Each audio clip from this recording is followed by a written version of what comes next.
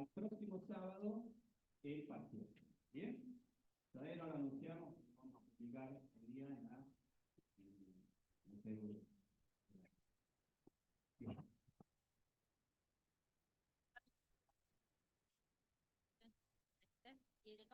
Sí. PowerPoint. ¿Puedo poner el...?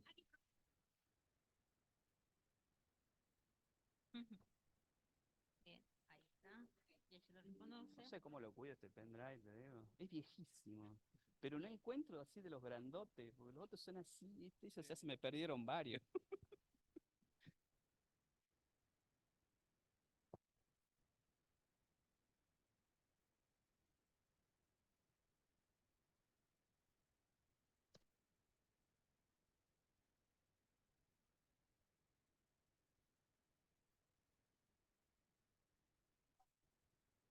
Tienen que compartir pantalla, ¿no, profe? Sí.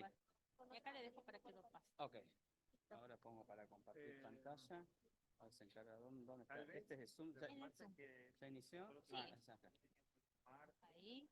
Le coloqué compartir pantalla para que sea más fácil, digamos, ahí.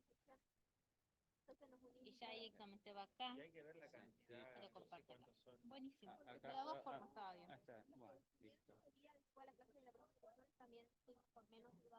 Sí, como inicia la presentación, ya no es este 5 Pero acá. no sé cuántos son para... Aquí. Porque todos les coincide mañana, nosotros tenemos mañana Pero si había un grupo que me dijo que podía alojar coincidía. Ahí está. Ahí. Bien. Se lo pasa con DDG, ¿no? Sí. Bien. Pero sale un momento. Bueno, cuando digan que estamos grabando, arrancamos.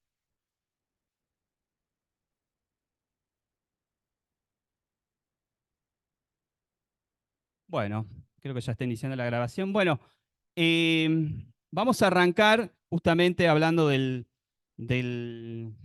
tema 6, ¿no?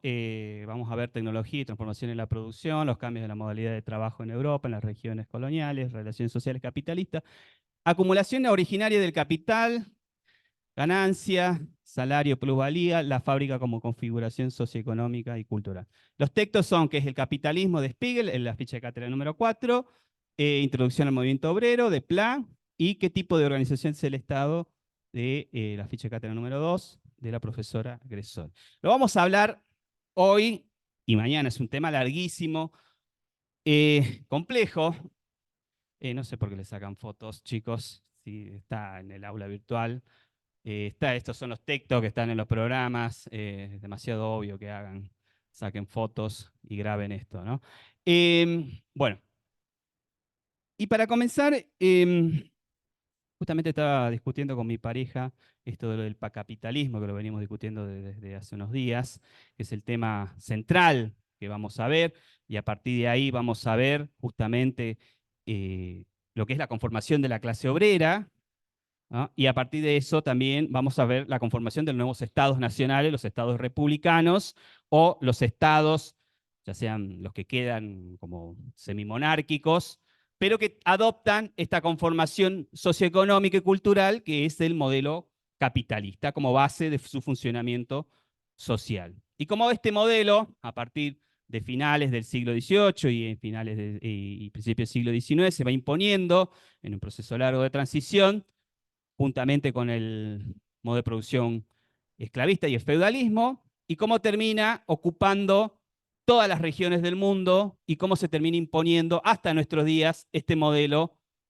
que se llama capitalismo. Bien, cualquier pregunta, levantan la mano y vamos despacito, porque es un tema complejo, es un tema que los va a seguir y los va a perseguir durante toda la carrera y durante toda su carrera profesional también, ¿no?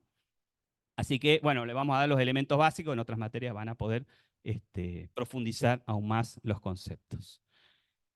Bueno, este modelo, justamente, para arrancar, que domina hoy en día el mundo, en el cual es un mundo convulsionado hoy en día, si hacemos una pequeña fotografía de lo que pasa en el mundo, podemos decir la guerra en Palestina, la guerra en Ucrania, los levantamientos estudiantiles que hay en Europa, en Estados Unidos, en distintas universidades, las luchas de las clases obreras en todo el mundo, en nuestro país, ahora están justamente haciendo en el aeropuerto de Ezeiza, están reclamando por más salario. El próximo paro que va a haber, ¿no? El 9 de mayo, que es un paro de todos los sindicatos nacionales. Lo que pasó días atrás con la universidad pública, las políticas de gobierno con este modelo liberal, para tener un panorama de lo que va pasando hoy en día y para poder entender por qué pasa, esa es la pregunta, ¿no? ¿Por qué pasa todo esto y por qué se da todo esto a nivel global en este mundo? Y nos vamos a retrotraer, como habíamos visto en algunos temas teóricos, esto de poder movernos en el tiempo hacia atrás para poder entender el presente y poder tratar de entender qué es lo que va a pasar hacia adelante.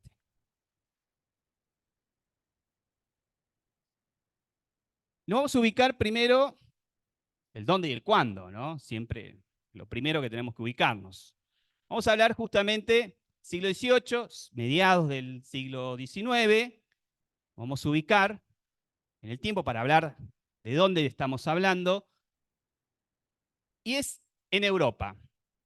Por ahí nos pasamos un poquito a lo que es Estados Unidos, pero más centralmente vamos a hablar de Europa en el siglo XIX y centralmente en Inglaterra. ¿Por qué Inglaterra? Porque es ahí donde sucede justamente la primera revolución industrial, ¿no? Esta revolución que cambia toda la conformación social, los modos de producción, cambia justamente la forma de llevar adelante la organización social y a partir de ahí también todas las políticas que van a llevarse hacia adelante en este territorio inglés y después posteriormente cómo van a influir en distintas etapas en el mundo, ¿no?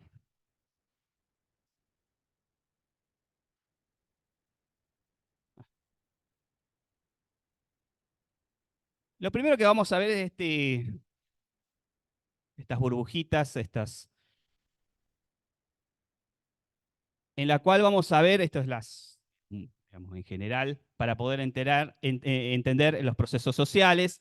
Vamos a tratar de ver en lo económico, lo político y lo social. Son tres elementos que siempre están conjugándose y en los cuales nosotros siempre estamos analizando todos los procesos históricos, ¿no? Nos movemos dentro de esas tres esferas para todos los temas, ¿no? Y vamos a tratar de entender qué es lo que sucede justamente en esta época y vamos a tratar de entender esto, que son el modelo capitalista, la conformación del Estado y la sociedad que surge entre la clase obrera, los asalariados, y la clase burguesa. Y también entender lo que son las luchas obreras, las revoluciones proletarias que van a suceder ya para principios del siglo XIX y mediados del siglo, principios del siglo XX y mediados del siglo XIX. Vamos a tratar de entender y vamos a ir y vamos a volver a este esquema para poder entender qué es lo que pasa en este momento en el mundo. Y la pregunta, por favor, no saquen fotos, chicos, esto queda grabado. ¿Cuántas veces lo tengo que repetir?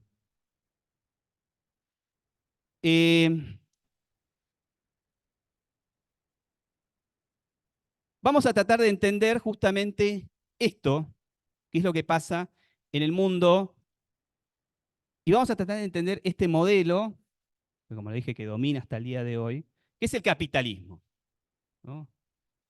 Un modelo que está ensalzado en nuestros días, un modelo que domina el planeta, y vamos a ver cómo se impuso justamente este modelo económico y cómo determina las conformaciones del Estado, con todas sus leyes y sus organizaciones y sus instituciones, y cómo configura también lo social y lo cultural.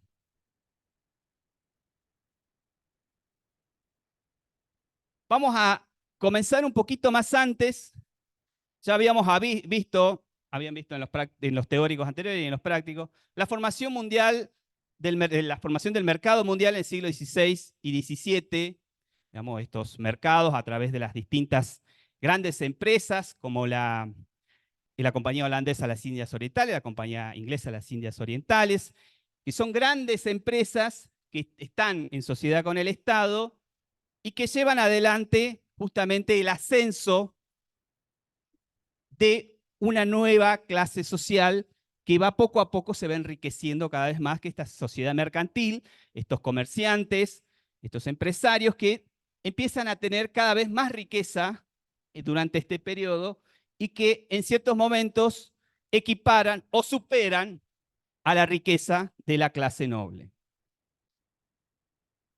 Todavía está vigente durante este tiempo el modelo, obviamente el modelo feudal, ¿no? El modelo feudal donde está arriba en la pirámide toda la sociedad feudalista, toda la clase noble, y la base, que es lo que nos interesa ver a nosotros, la base de todo ese sistema es el campesinado. Cuando hablo de la base, ya habríamos visto en el práctico 1 la definición del trabajo, ¿no? Que es el uso de la fuerza física para poder transformar los elementos de la naturaleza para poder lograr la satisfacción de las necesidades básicas del hombre, ¿no? Esto que hacemos para poder nosotros satisfacer nuestras necesidades.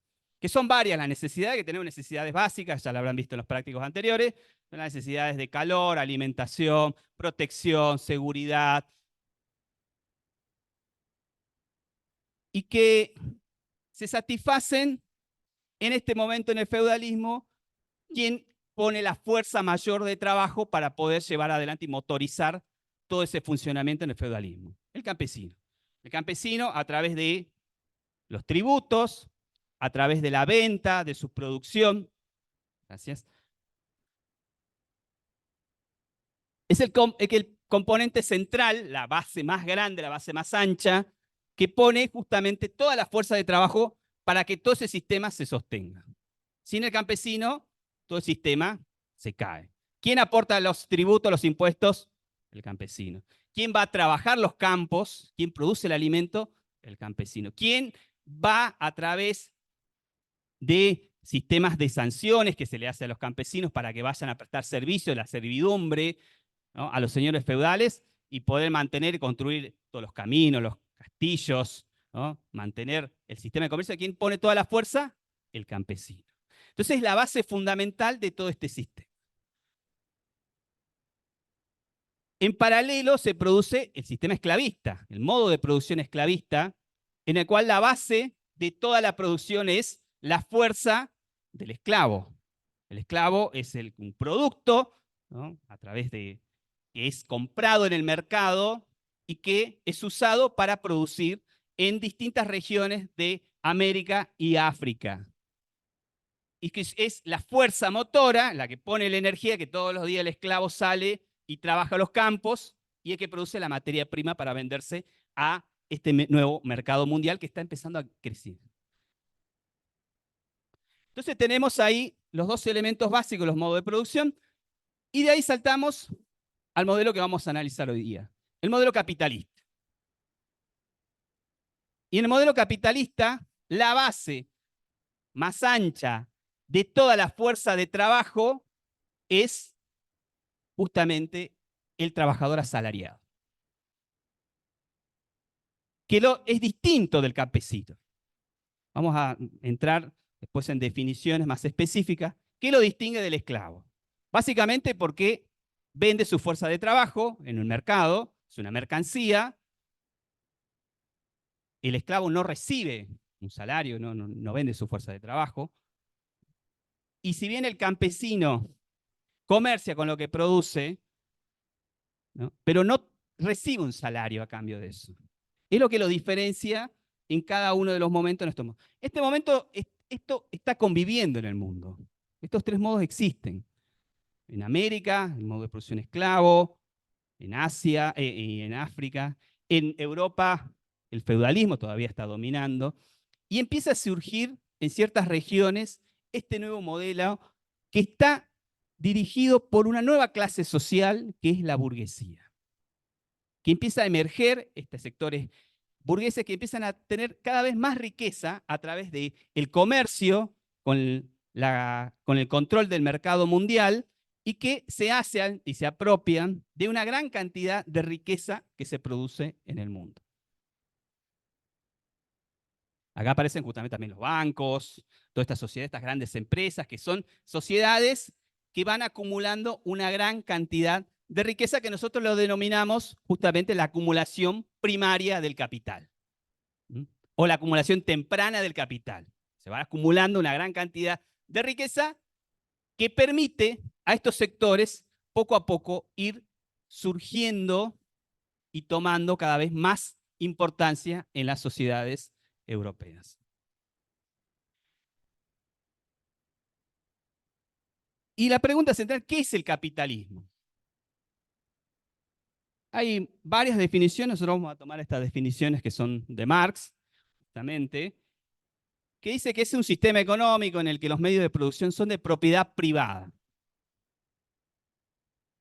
es decir, del capitalista, y la producción se realiza solo con fines de lucro o ganancia. Una definición muy amplia. Es un sistema donde los trabajadores venden su fuerza de trabajo a los propietarios y a los dueños del medio de producción a cambio de un salario, para ser sintético. La burguesía es la dueña de los medios de producción y obtiene las ganancias al explotar la fuerza del trabajo excedente de los trabajadores.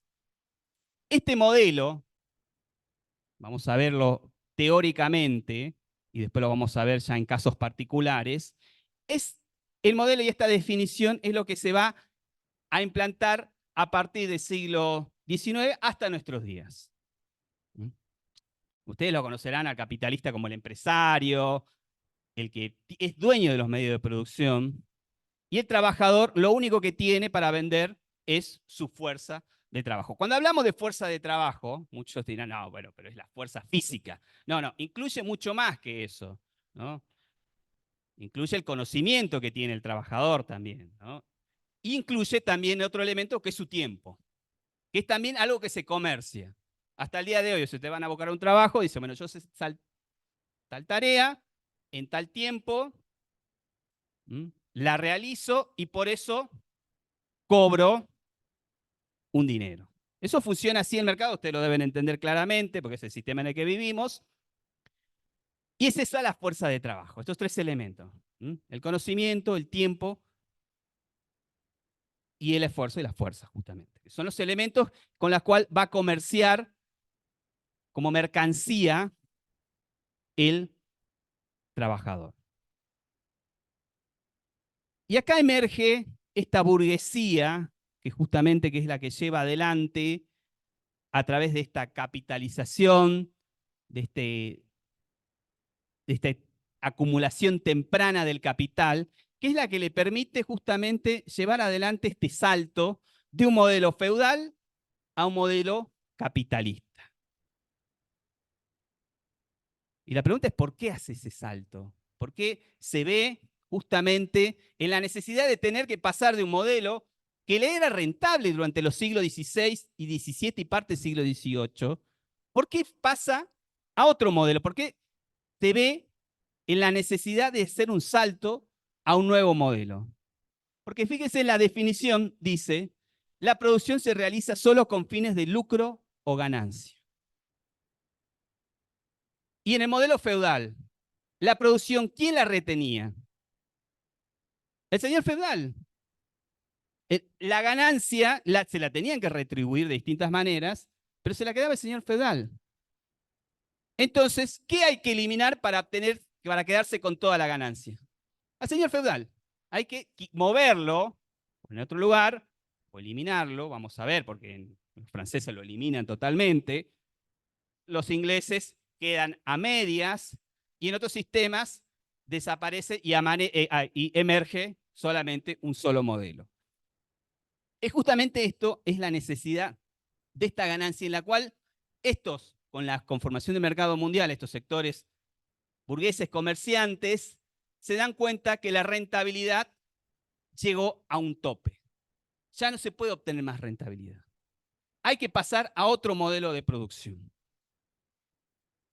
Y en el modelo esclavista, porque es el modelo de producción que todavía está dominando, y en el campesinado, ¿cuál es el elemento más amplio de las bases? El esclavo y el campesino.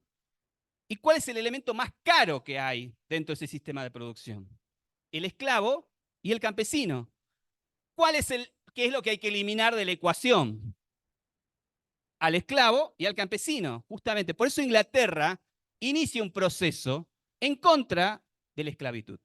Fíjese, Inglaterra, que es la principal nación que se enriquece a través del comercio de esclavos en el mundo, es la primera nación que dicta el abolicionismo de la esclavitud en el mundo. Porque se dan cuenta que el elemento más caro dentro de la producción de materias primas es el esclavo. Ellos compran materia prima América y dicen, bueno, la materia prima es cara para producir nosotros. Compramos lana, compramos algodón, compramos azúcar y es caro el producto. Tenemos que hacer que baje ese producto. ¿Cuál es el elemento más caro que hay? Es el esclavo. Hay que hacer que el esclavo deje de ser esclavo y se transforme en otra cosa. Entonces inician un proceso abolicionista, fíjense, eliminarlo del sistema de producción.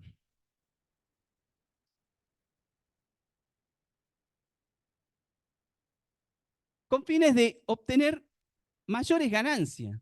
Ese es un elemento que va a ser una constante dentro de todo este modelo capitalista. Sí.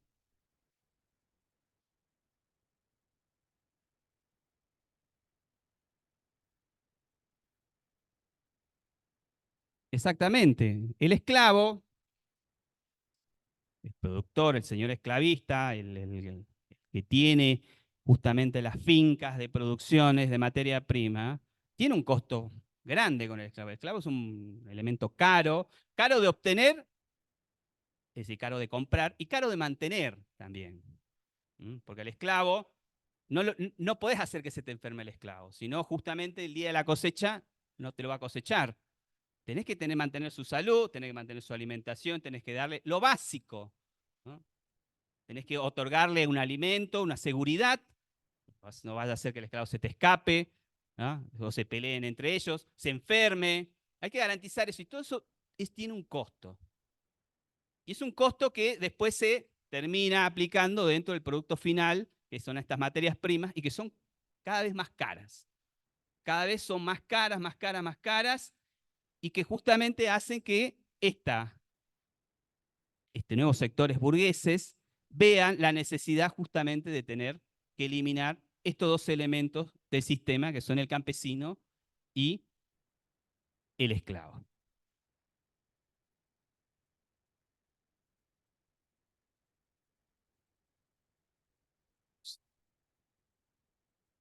Sí.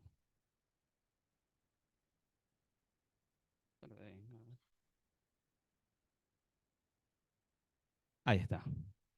Ahí está. Ahí volvió. Bien. Entonces, tenemos la definición de lo que es el capitalismo y tenemos justamente estos dos elementos que van a conformar la sociedad a partir del establecimiento de este modelo en el mundo, que es la burguesía capitalista y la clase trabajadora asalariada. Son los dos elementos centrales que van a estar justamente durante todo este modelo, y vamos a ver después, posteriormente, en los siguientes teóricos, cómo estas dos clases sociales se van a encontrar constantemente en una lucha, en un enfrentamiento, en una lucha de clases, y cómo van a estar justamente peleando por un elemento central que es el salario.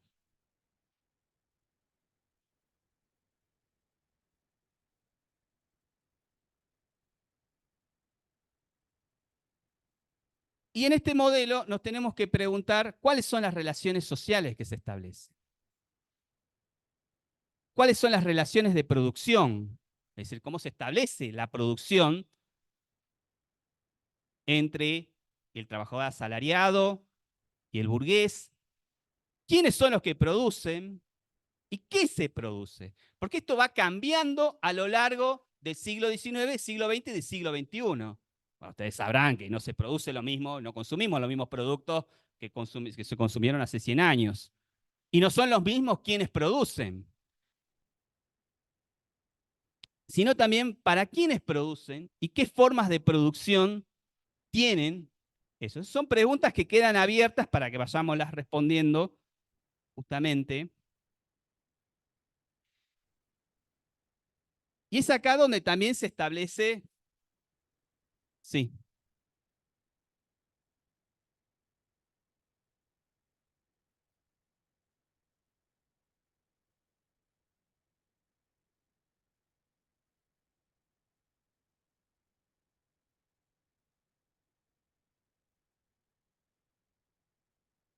Sí, claro, posteriormente, nosotros estamos hablando de la primera parte teórica. Vamos a ver cómo este modelo se va después, más adelante van a ver cómo se va en el imperialismo, se va perfeccionando y se dan cuenta que justamente producir bienes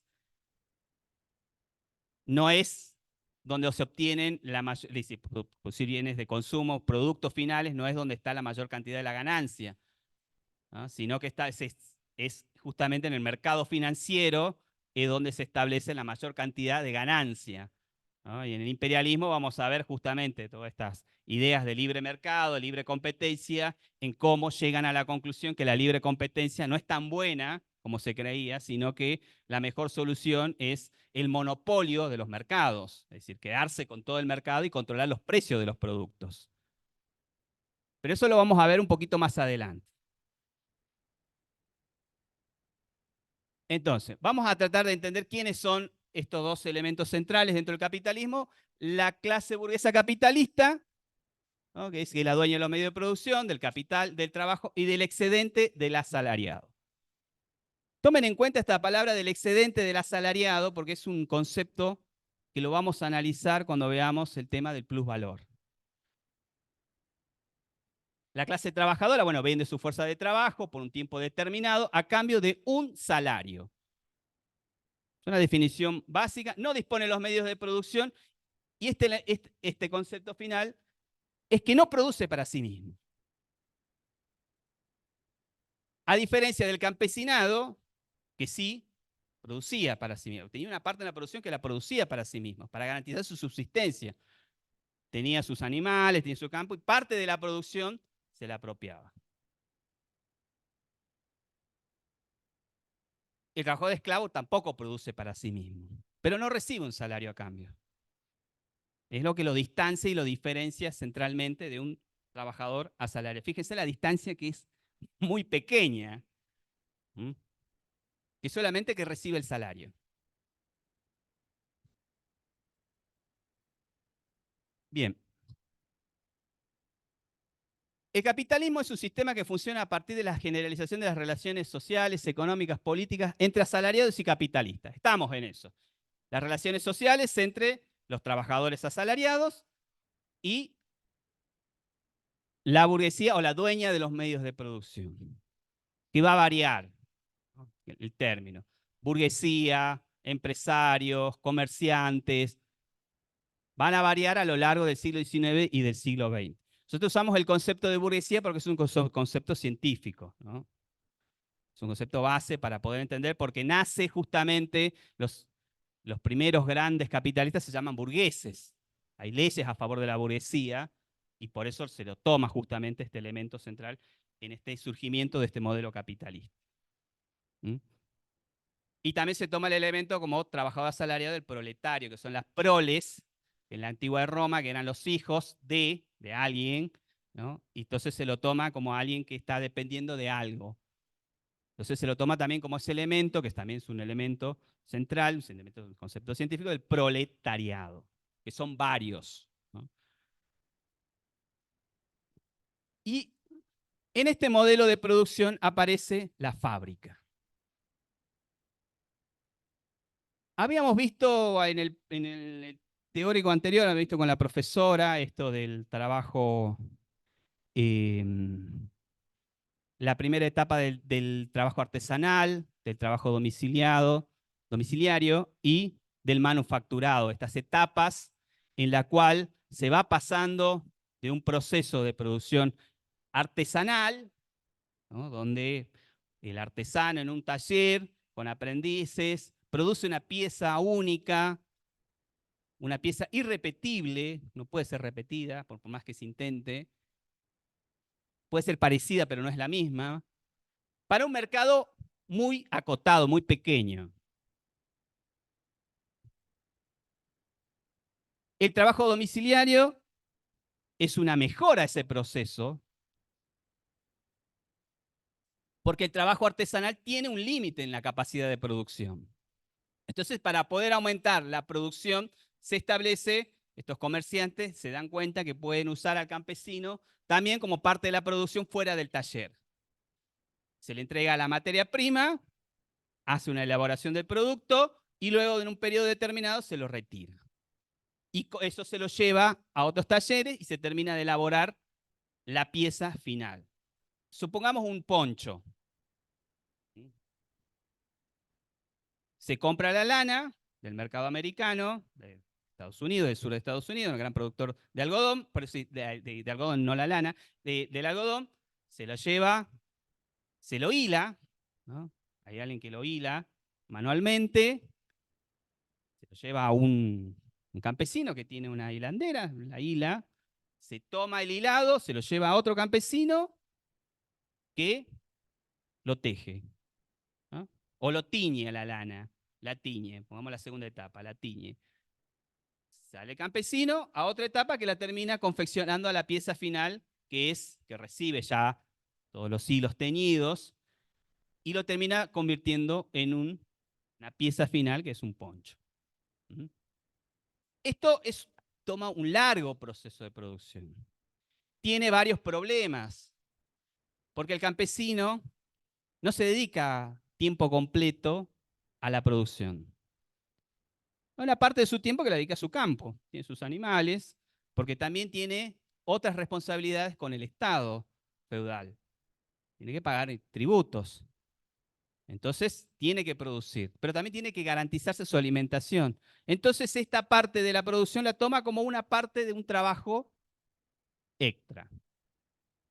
Y la producción final no es de alta calidad, porque dentro de este proceso que va pasando de familias en familias, hay problemas. Por ejemplo, en el teñido. El teñido no queda igual para todos. Es decir, si vos querés obtener un color, y bueno, una familia hace su fórmula y obtiene un cierto tono de colores. Y otra familia, un tono parecido. Entonces el producto final no es igual. Ya tiene problemas.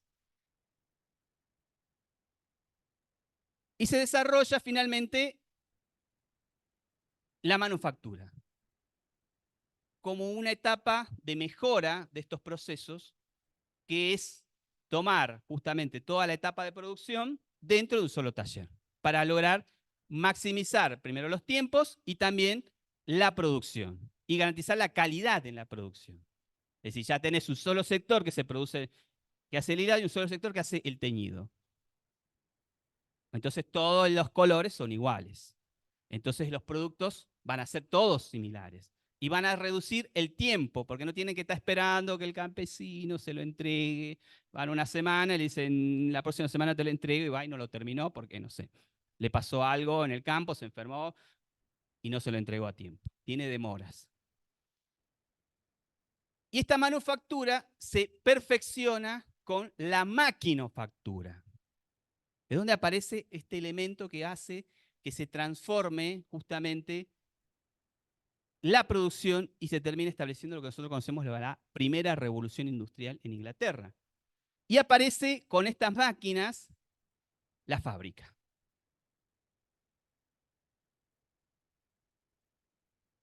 Y como dice la definición, es una configuración socioeconómica, cultural de producción de bienes materiales y culturales que determinan las formas de organización social. Un concepto muy complejo, ¿no? Que todos los bienes que se producen, los bienes materiales dentro de la fábrica, terminan influyendo en la sociedad y terminan configurando a la cultura de esa sociedad. No sé si entienden ese concepto. Los elementos que se producen en una fábrica en un momento histórico no son los mismos que se producen en otro. Y esos elementos son los que van determinando en una parte a esa cultura.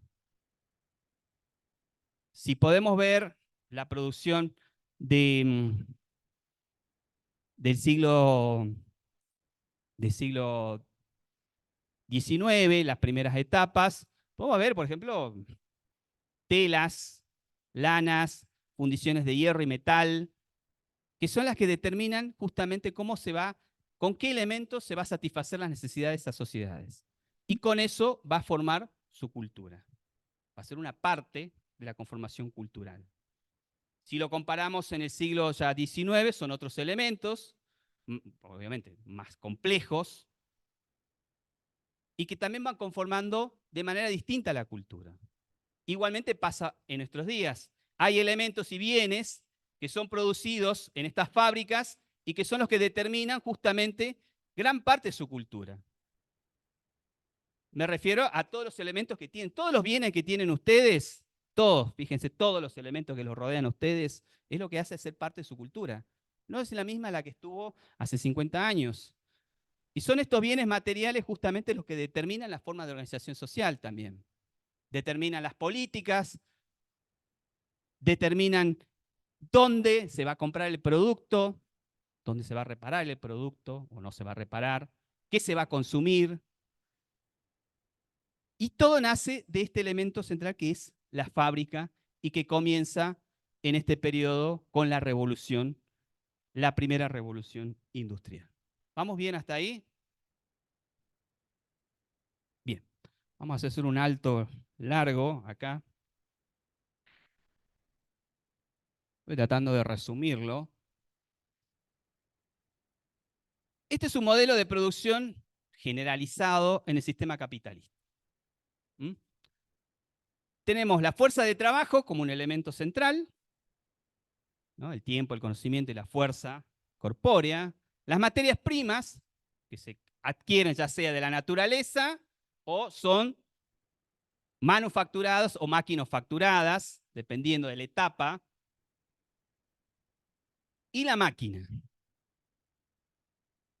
que es la que termina de transformar todo eso, esa sumatoria de elementos, en un producto final. Todo eso se denomina proceso de producción y que va a ir cambiando a lo largo de todo el siglo XIX y todo el siglo XX. Y que el objetivo central va a ser justamente obtener mayor ganancia. Siempre va a ser ese el mismo objetivo. Lo sigue siendo hasta el día de hoy. Obtener mayor rentabilidad, disminuir los tiempos, disminuir los costos de producción, ganar más dinero.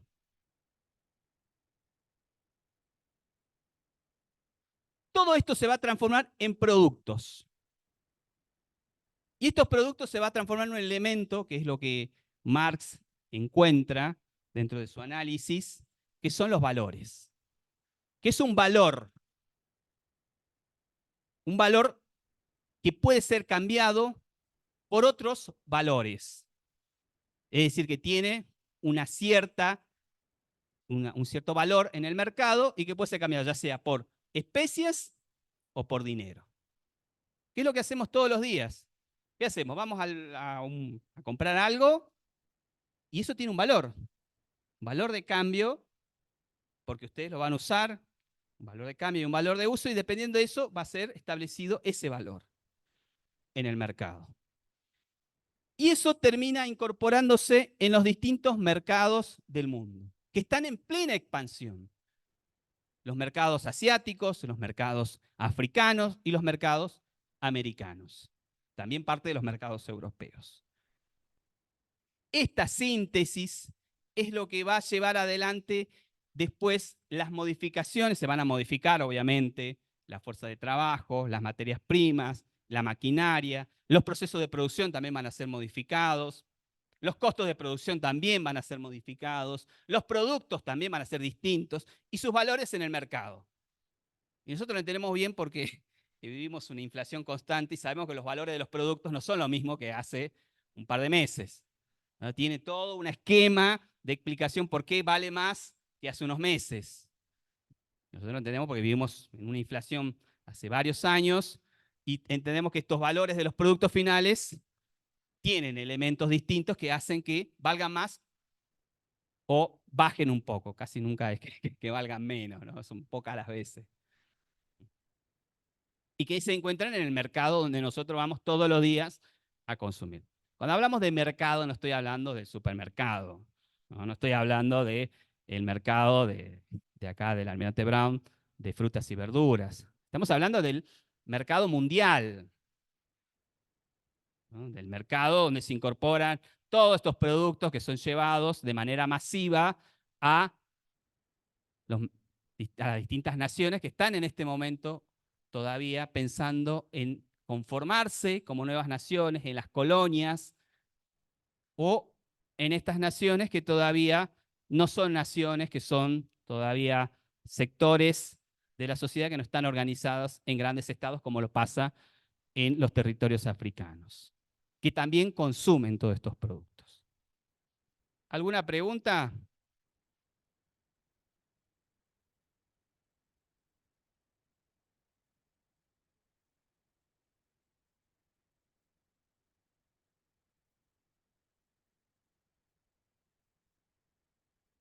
Sí. Sí, sí, sí. Ahora lo vamos a explicar la fuerza de trabajo, cómo, porque justamente la fuerza de trabajo es el elemento central del asalariado, lo que vende en el mercado. Vamos a ver cómo se transforma a estos sectores esclavos y estos sectores campesinos, se los transforma en, a través de distintas políticas, se los transforma en trabajadores asalariados. Esta es una definición. La voy a leer. A ver, es el costo de la fuerza de trabajo, son históricos sociales y varían en el tiempo solo con la lucha de clase trabajadora. Vamos a volver a esto. Fíjense. Estamos hablando acá de las luchas obreras, que son las luchas de la clase trabajadora, y ese costo del salario solo varía a través de ese mecanismo. Y si se lo quiero ejemplificar, digamos, si ustedes ahí están sindicalizados y tienen un salario bajo, ¿qué hacen? Bueno, van a reclamar. Reclaman, reclaman, reclaman, reclaman, y en algún momento se les da una mejora en su salario.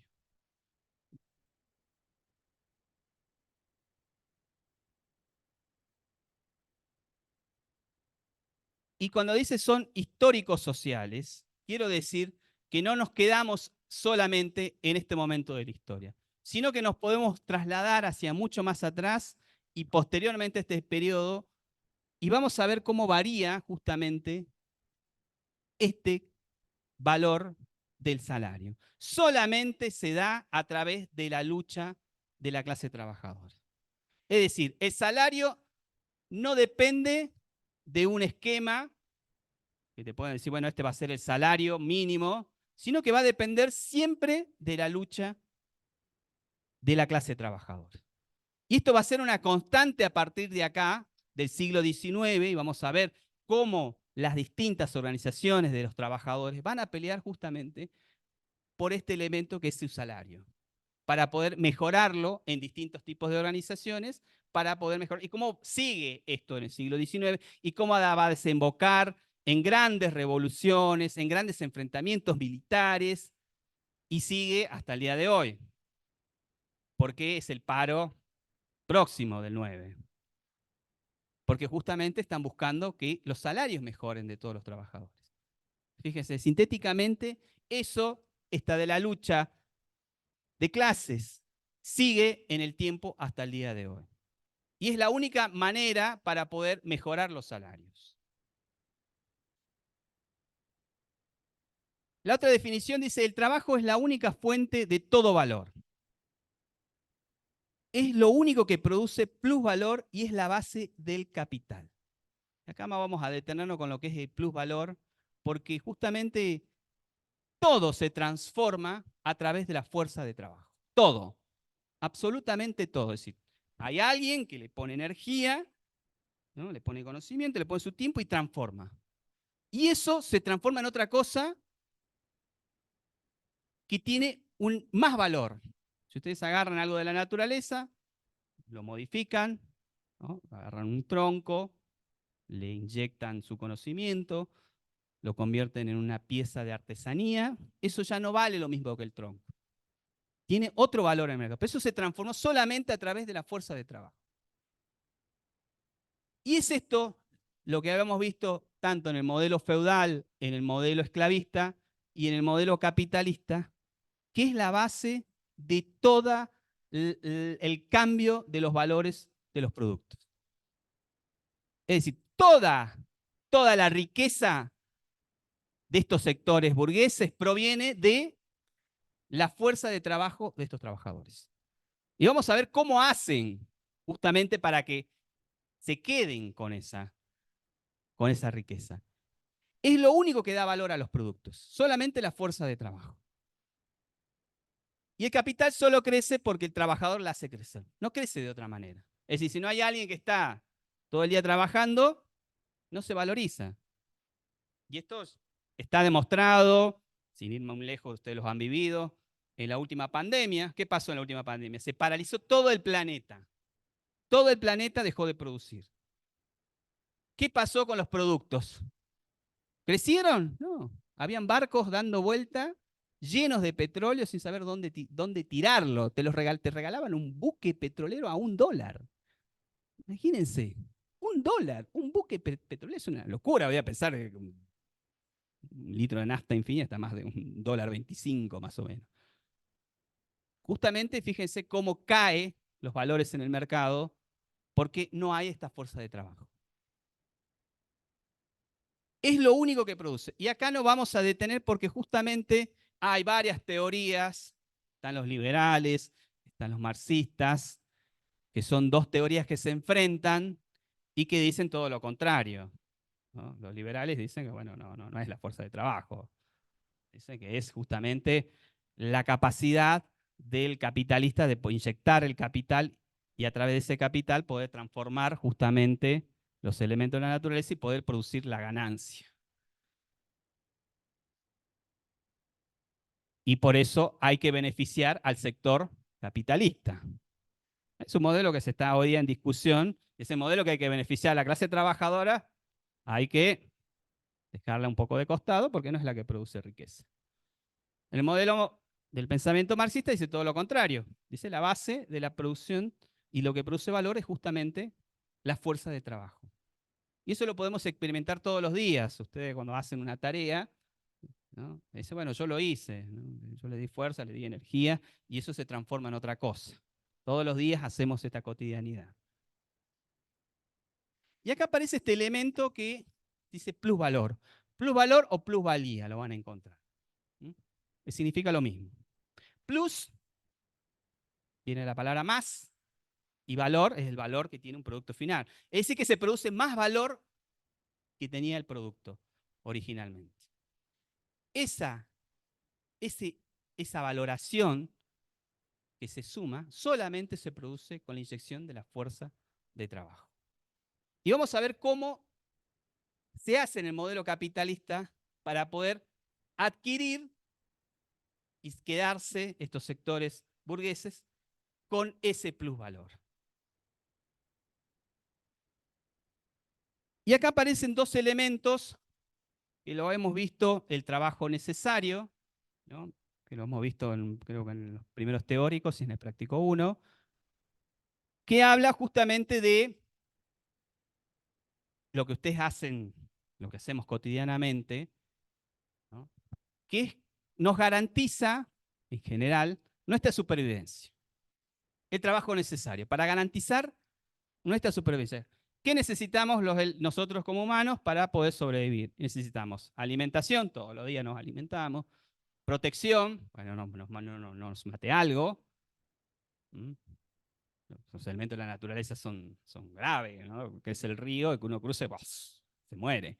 Entonces necesitamos algo que nos protege, nos haga un puente, necesitamos algo que nos cuide, nos dé seguridad, la propia familia, calor, por eso nos vestimos, si no andaríamos desnudos. Son elementos básicos que nos hacen que nosotros sobrevivamos, es decir, que no nos moramos. Y esto es lo que hace justamente que garantiza el trabajo necesario.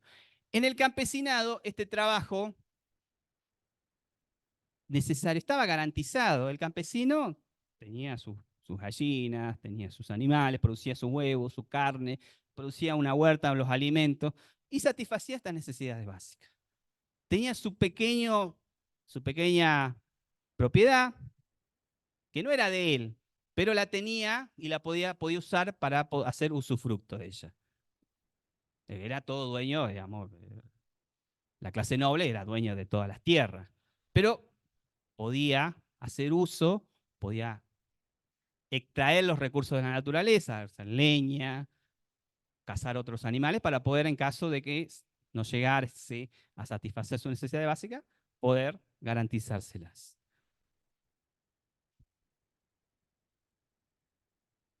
Y acá aparece algo que no estaba en el modelo feudalista, pero tampoco estaba en el modelo esclavista, que es el trabajo excedente, que es el trabajo en el cual ya estás satisfecho todas tus necesidades, ya cumpliste, ya cubriste la cuota de esas necesidades básicas y seguís produciendo y se llama trabajo excedente. Trabajo que no cubre justamente todas esas necesidades básicas para reproducirse. Dice, el trabajo excedente se refiere al valor producido que el trabajador no percibe equivalente a alguno. Es la parte del producto social que, habiendo sido generada de manera directa por la clase trabajadora, excede lo que necesita esta para reproducirse y es apropiada por la clase capitalista. Es decir, ya no necesitan seguir trabajando. ¿Se acuerdan en las sociedades cazadoras recolectoras, en las primeras sociedades que tenía el comunismo primitivo, que en un grupo se organizaban y satisfacían las necesidades básicas, o sea, la alimentación, la seguridad? Y una vez que satisfacían eso, ¿qué hacían? Nada, ya está. Ya había comida, explotaban su ambiente y una vez que se agotaba, se movían hacia otro territorio. Satisfacían sus necesidades y no había nadie más que se apropie de ese trabajo excedente. Es decir, las producían, si ellos querían, para sí mismos. Necesitaba alguna ropa, una piel de animal, la producía, pero para sí mismo. En este modelo, en el modelo capitalista, este excedente es apropiado por la clase capitalista, es decir, por la burguesía. Y vamos a ver este esquema en internet, no lo quise armar, pero me pareció bastante sintético para que puedan entender lo que es el plusvalor absoluto, plusvalor relativo, y lo que puedan entender lo que es el trabajo necesario y el trabajo excedente. Y vamos a parar acá y vamos a dar muchos ejemplos, ¿no? Bien, tomando la jornada laboral de 8 horas, producto de la lucha de los mártires de Chicago, que lograron obtener 8 horas de trabajo, anteriormente era entre 15, 16, 12 horas, dependiendo de dónde estabas, ¿no? Tomemos la situación inicial de ahora, de 8 horas de trabajo, que es lo que se hace cotidianamente si ustedes entran a trabajar a algún tipo de empresa o negocio. Entonces, tenemos que en las primeras 4 horas el trabajo necesario ya está cumplido, ya cumplieron todos los que necesitan para poder vivir. Es decir, con las primeras 4 horas de trabajo ustedes ya cumplen para pagarse el transporte, la comida, pagarse el alquiler, la ropa, pagar todos sus productos de consumos cotidianos, pagar la escuela, pagar, bueno, todo lo que necesitan ustedes para poder vivir. Ya está cubierto, en las primeras 4 horas. En las siguientes 4 horas se produce ese trabajo excedente. Y sin contar las horas adicionales, que hoy en día está muy normatizado, aunque no es legal, pero es muy común que tengan que dar horas extras de trabajo. En todos los trabajos, ¿no? En todos. No existe un sector que esté fuera de estas horas adicionales. Este trabajo excedente es lo que se apropia a partir de esas 4 horas que se produce, es lo que se apropia el capitalista o el señor burgués. Esta es justamente donde obtiene la ganancia. Y esta es la ecuación por la cual se va a dar que vos, para obtener más ganancia, tenés que aumentarle el trabajo excedente. Es decir, que ya no tienen que ser 4 horas, tienen que ser 6 horas. Y cada vez se va reduciendo más. Y hay que hacer disminuir todos los elementos también del trabajo excedente. Es decir, no disminuir los productos de mercado, porque los productos de mercado no bajan, sino hacer que el trabajador disminuya lo que consume. Que es lo que pasa todos los días. Decís, bueno, voy a comer menos, no me voy a comprar eso, voy a dar de baja a tal producto. Esto nos pasa a todos, ¿no? No creo que nos pase a mí en particular. ¿Mm? Y para garantizarse una mayor ganancia a través de este trabajo excedente. En este modelo tenemos el plusvalor absoluto, que es un modelo más clásico, ¿no? En el cual tenemos bien definido cuál va a ser el trabajo excedente y cuál va a ser el trabajo necesario. Y en el plusvalor relativo tenemos justamente que varía, que es lo que nos pasa cotidianamente a nosotros, que varía el tiempo de excedente constantemente. Un ejemplo clásico es el de la producción de zapatos. En una fábrica de producción de zapatos, supóngase, hay un trabajador que produce durante las 8 horas 100 pares de zapatos, ¿no? ¿Cuánto está hoy en día un par de zapatos de gama media? 80.000, 90.000. ¿Cuánto es el salario mínimo? 234.000. Pongámosle que está 80.000. 80.000, 160.000. Con los primeros 3 pares de zapatos ya está cubierto su salario. Produce 100. Es decir, tenemos 97 pares de zapatos que va a ser el trabajo excedente de este trabajador y que se lo va a apropiar el señor capitalista. Un ejemplo clásico en el cual vemos justamente que todo ese excedente de producción, en este caso que es mucho mayor, ¿no? No es solamente con tiempo, es solamente con la producción, ¿no? Que se eleva. Supongamos un obrero de una fábrica hoy en día de autos, una camioneta, vale 36 millones de pesos una camioneta. Un asalariado de una empresa de automotores, Fabril, está su promedio de salario en, pongámosles un número bueno, 1.000.000 de pesos, el básico. Está pasando la canasta básica. 1.000.000 de pesos. Una fábrica está produciendo aproximadamente por minuto, cada 3 minutos una camioneta. Está normatizado. Cada 3 o 5 minutos tiene que producir una camioneta. Es decir, cada 3 o 5 minutos está produciendo 36 millones de pesos de ganancia. Es decir, se ha reducido tanto el tiempo, fíjense, y el trabajador solamente cobra 1.000.000 de pesos, que en la primera camioneta ya está cubierto. En los primeros 3 minutos de trabajo ya está. Y trabaja 8 horas. Produce, produce, produce, produce, produce. Entonces, fíjense cómo en este sistema del modelo capitalista, a través de este trabajo excedente, se va apropiando justamente de esta ganancia, es donde se obtiene la ganancia. Por eso siempre, en este trabajo excedente, el valor del salario es lo que hay que disminuir siempre para obtener mayor ganancia, ¿no? Si no, fíjense lo que hace el gobierno nacional, congeló todos los precios de los salarios. Claro, no se ilusionen. Los trabajadores están todos congelados. Y sin embargo, los valores siguen incrementándose. La luz sube, el gas sube, todo sube. Pero el salario está ahí congelado. El salario mínimo inicial, como dijo el compañero, 234.000. Estaba a 220.000. Subieron 14.000 pesos.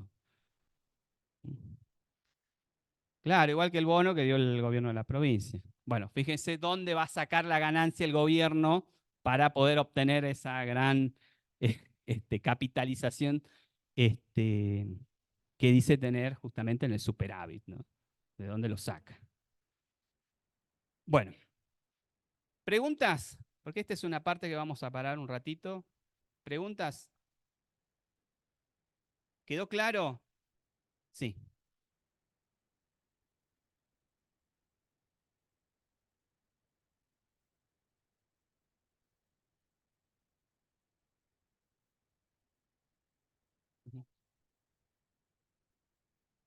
Y es el dueño de los medios de producción. Es el dueño es el dueño de la empresa, de la fábrica, del taller. Es al que vos le vendés tu tiempo, tu fuerza de trabajo. Esto va, como dijo el compañero allá atrás, después van a aparecer los bancos, que se van a armar sociedades, que no es algo nuevo, ¿no? Las compañías de estas grandes sociedades ya existían. Se vuelven otra vez a renovar y vuelven a aparecer en un nuevo mercado, el mercado financiero. ¿Bien? En sociedades y empiezan a tomar distintas formas.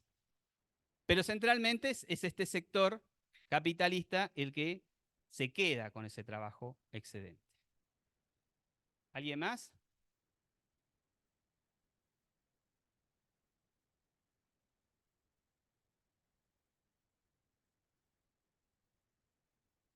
¿De los productos?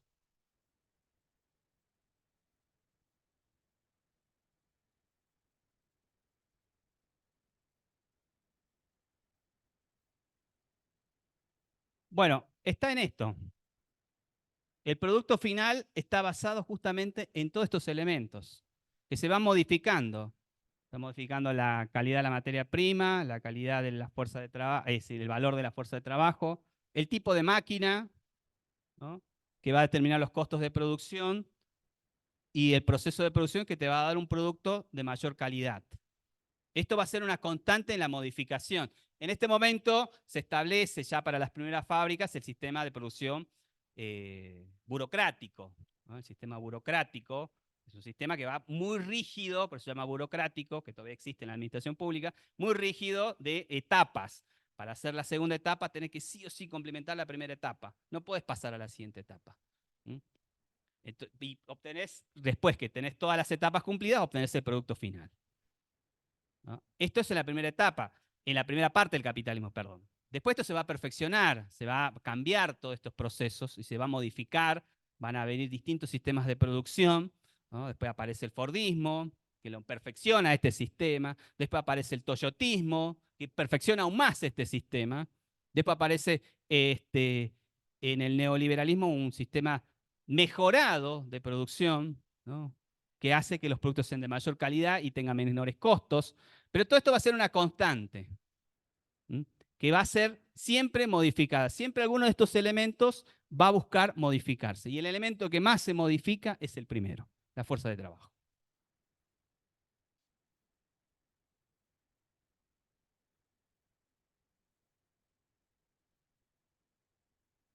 ¿Cómo es su situación inicial? No, no, no, no, no, no. La situación inicial es dónde comienza el trabajador. No, no, no, no hay un ideal. No, no, no, no hay un ideal. Tanto en el sistema feudal, en el sistema esclavista, tenía sus problemas. No es que no eran, el campesino decía, bueno, che, yo tengo mis animales, como todos los días. No, no, tenía sus problemas porque venía un invierno malo y se morían los animales, el clima también afectaba, subía los impuestos, había guerras. Entonces son distintas condiciones que están por fuera del ideal y que son constantes, ¿no? En el mundo, las crisis climáticas, ¿no? Las crisis sociales que se afectan en otros lugares del mundo, que terminan afectando a la producción. La situación inicial, sí, sería el ideal de una jornada laboral de 8 horas donde todo se lo quede el trabajador, ¿no? Después se han inventado.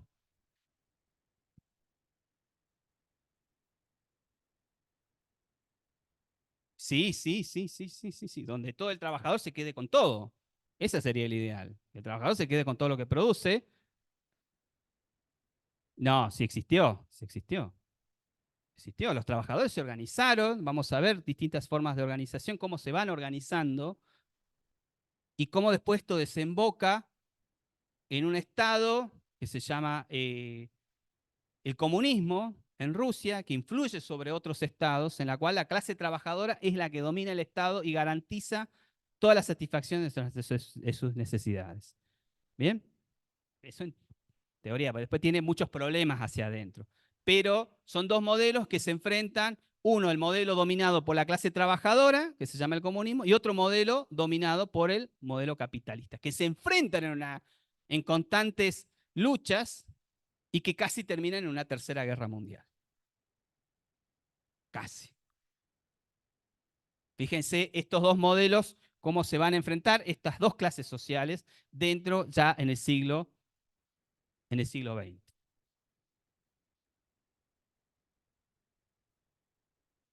Bien, y para terminar esto, bueno, tenemos la fórmula, la tasa de explotación es igual a el trabajo excedente dividido entre el trabajo necesario y te da cuánto sos explotado. Así. Se ríe el compañero, pero es así. Es una fórmula económica básica, ¿no? Que dice, bueno, en la cuota de plusvalía, por lo tanto, la expresión exacta del grado de explotación de la fuerza de trabajo por el capital o del obrero capitalista. Ahí puse mal, es del capitalista, no del obrero. Tache mal. Esta tasa de explotación nos va a servir justamente para entender esto. Es la tasa de explotación, es decir, cuánto soy explotado, cuánto no soy. Esto lo traté de resumir. Bien.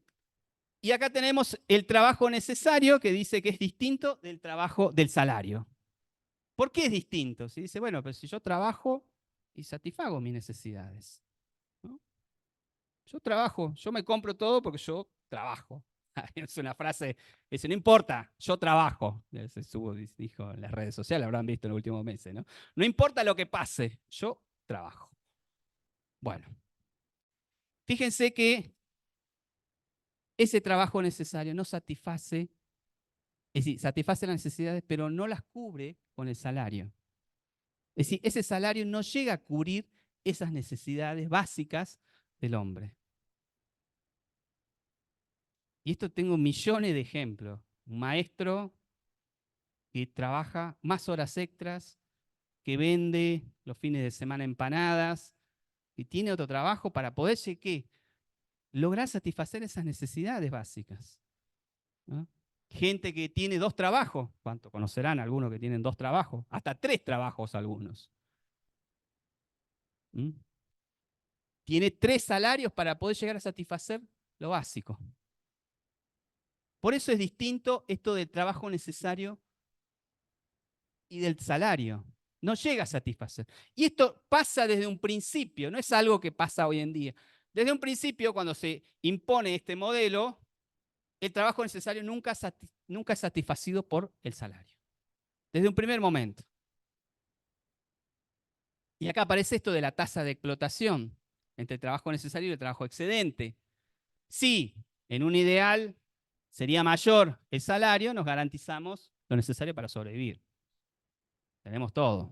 Si ustedes tuviesen, o su familia, o sus padres, ganaran, supongamos, lo que es necesario hoy en día para cubrir las necesidades básicas a un salario, estamos hablando de 1.400.000 pesos.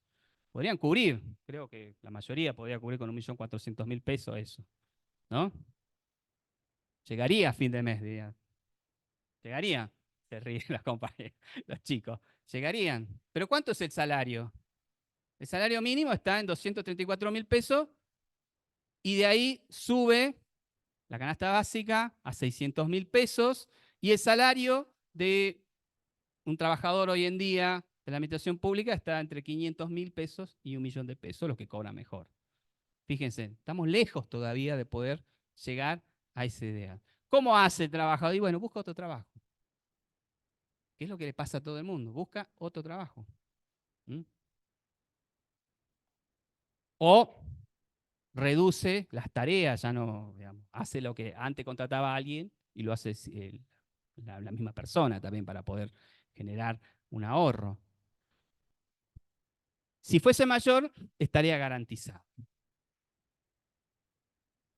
Si fuese menor, tenemos una explotación, que es lo que nos pasa. Estamos acá, la mayoría. Estamos en una explotación, no llegamos a satisfacer.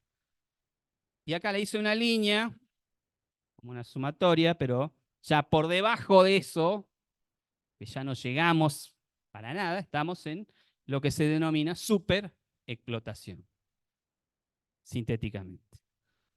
Y hay una gran base social hoy en día que está en ese nivel. Los jubilados, si bien ya no venden su fuerza de trabajo, pero están muy por debajo de eso.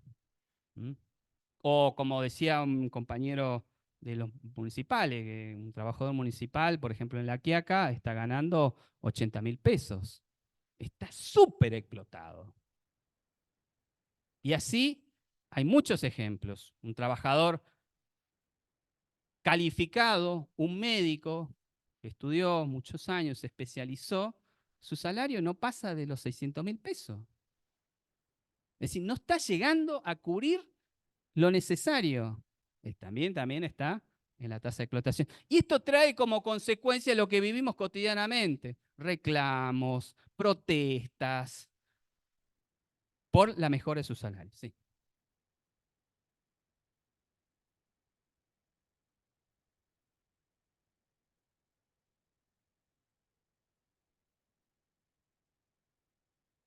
Sí, no se les promete, eso se logra a través de la lucha de la clase trabajadora. Es obtenida, es un derecho que es obtenido justamente a través de la lucha de la clase trabajadora.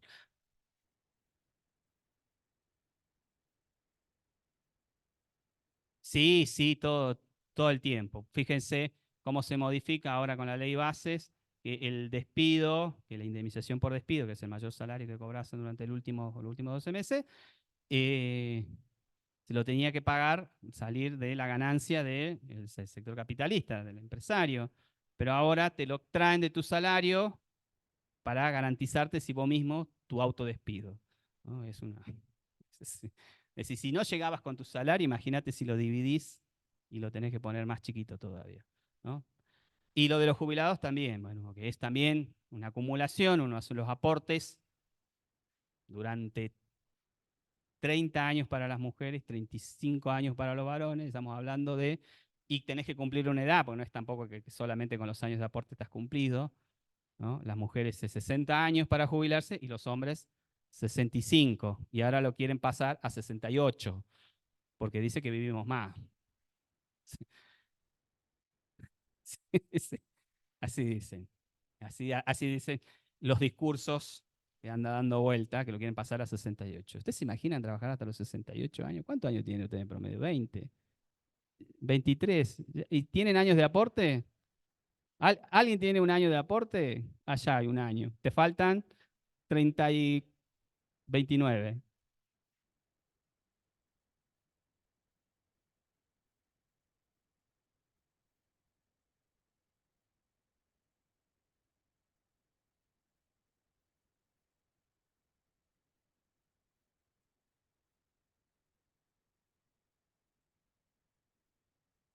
Claro. Bueno, tomo lo que dice la compañera, que siente algo que lo vive en carne propia, pero no es algo que le pasa solamente a ella y acá en Jujuy. Y no es algo que pasa ahora. Vamos a ver, porque esto desde un principio viene así. Desde el momento que se impuso el modelo capitalista, esto empieza a ser así.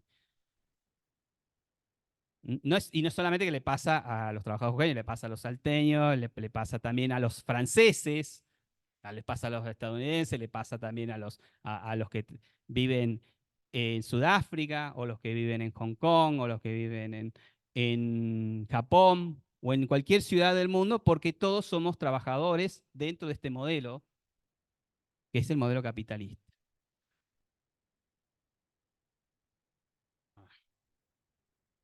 Otra vez se colgó. No.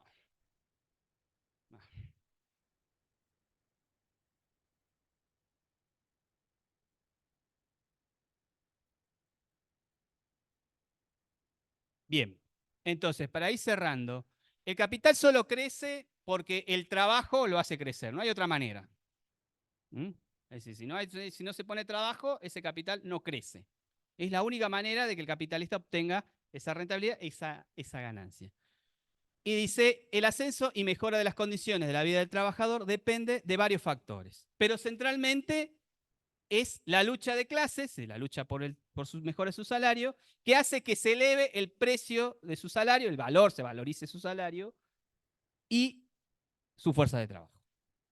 Es la única manera que ha existido desde un principio esta forma de hacer subir ese salario. No ha existido, y no hay casos que digan sectores monopólicos, grandes empresarios dicen, no, che, estamos ganando mucho, ¿sabés qué? Le vamos a subir 3 veces el salario porque estamos mucha plata, no sabemos qué hacer, le vamos a dar a los trabajadores. No existe en la historia eso, no existe y no creo que vaya a suceder. Sí, perdón, sí. Ahora vamos a ver cómo hace justamente para elevar ese precio, sí.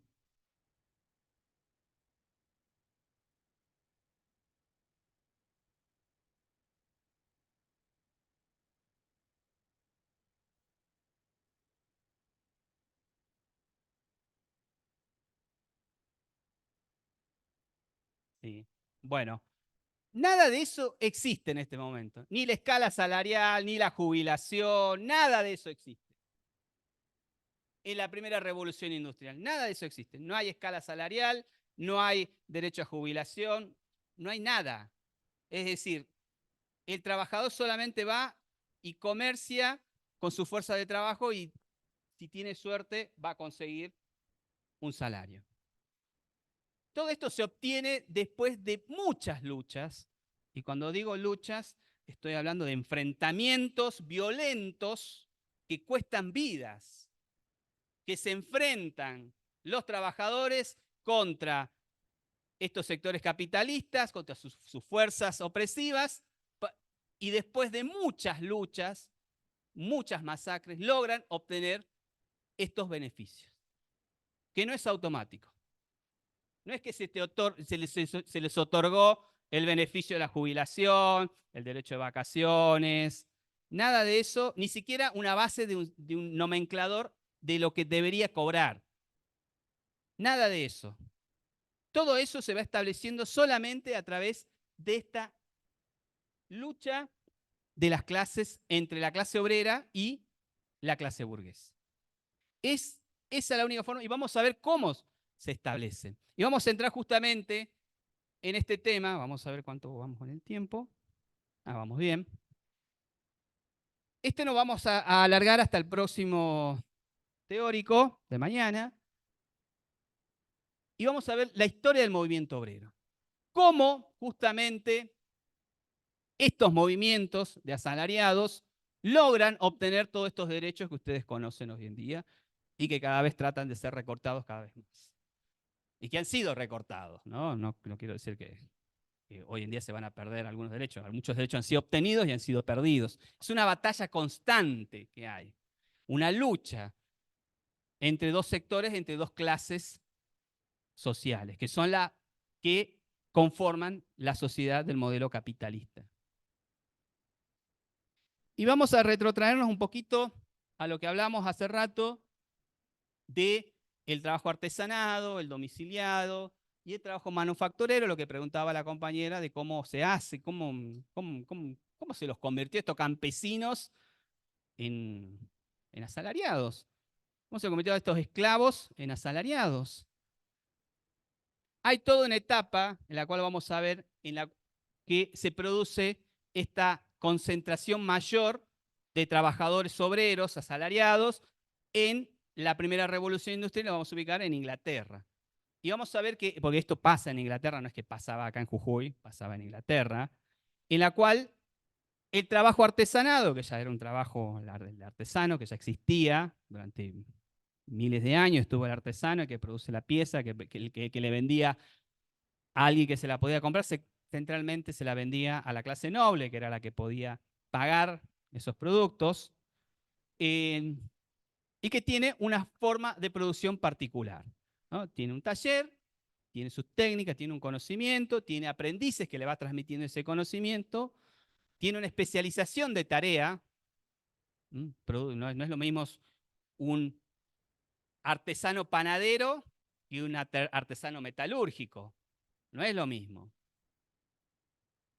O un artesano zapatero, tiene una tarea específica y que produce de manera particular, ¿no? Produce los elementos que necesita, produce lo que el mercado necesita, pero no lo satisface el mercado. Produce lo que él necesita producir. Es decir, Un maestro panadero dice, bueno, voy a hacer 50 kilos de harina y voy a producir pan, 50 kilos. Y dice, no, pero mira, vos podés vender más.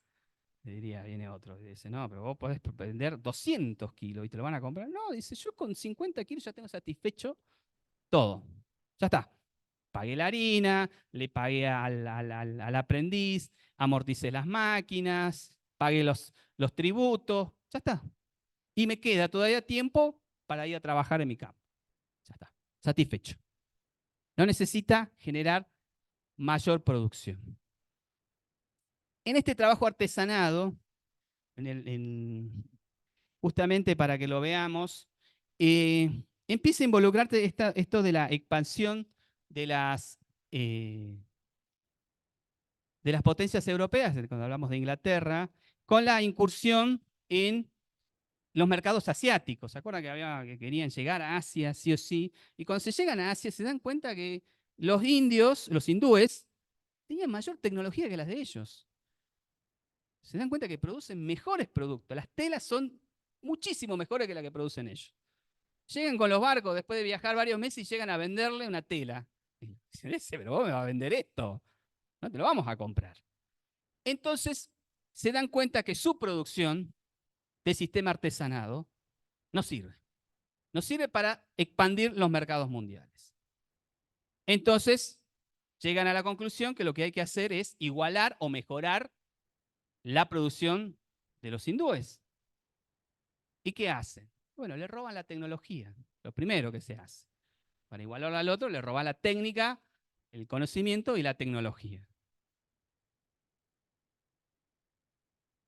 Y empiezan a producir cada vez más.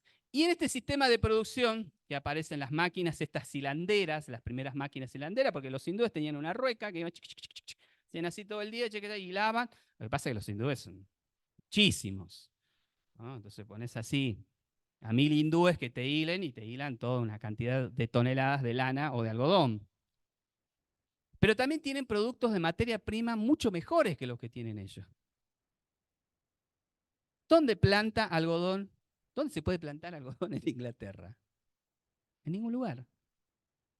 No crece, por una cuestión climática. Es en un clima más cálido.